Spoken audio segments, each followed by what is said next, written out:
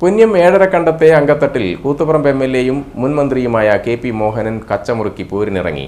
ചെറിയ പ്രായത്തിൽ കളരി അഭ്യസിച്ച എം.എൽ.എ പുണ്യത്തങ്കത്തിലെ അഭ്യാസ പ്രകടനങ്ങൾ കണ്ട് ആവേശഭരിതനായാണ് തട്ടിലേക്ക് കയറിയത്.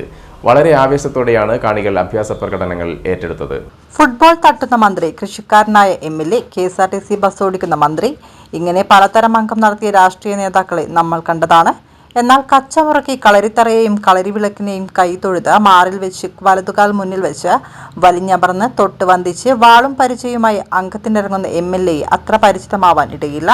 മുൻ കൃഷിമന്ത്രിയും കൂത്തുപറമ്പ് എം.എൽ.എയുമായ കെ.പി. മോഹനാണ് പൊന്നം ഏഴരക്കണ്ടത്തെ അങ്കത്തട്ടിൽ പോരിനിറങ്ങിയത്. ചെറിയ പ്രായത്തിൽ കളരി അഭ്യസിച്ചിരുന്ന കെ.പി. മോഹനന് അങ്കത്തട്ടിൽ പോരുമുറുക്കുന്നത് കണ്ടപ്പോൾ പിടിച്ചു നിൽക്കാനായില്ല. നേരെ തട്ടിൽ കയറി. രാഷ്ട്രീയത്തിലെ അംഗം ജയിച്ചാണ് കെ.പി. മോഹനൻ എം.എൽ.എയും മന്ത്രിയുമായത്. നിയമസഭയിലെ രാഷ്ട്രീയ അംഗത്തിലെ കടിഞ്ഞാൺ കൈയിലുള്ള സ്പീക്കർ A.M. ഷംസീറിന്റെ നേതൃത്വത്തിലാണ് പൊന്നിത്തങ്കം സംഘടിപ്പിക്കുന്നത്.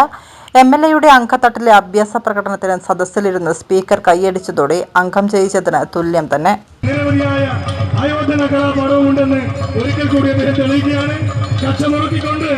ആദ്യമായാണ് ഒരു നിയമസഭാ സാമാജികൻ പൊന്നം ഏഴരക്കണ്ടത്തെ ഈ ചരിത്രഭൂമികയിലേക്ക് പ്രവേശിച്ചിട്ടുള്ളത്.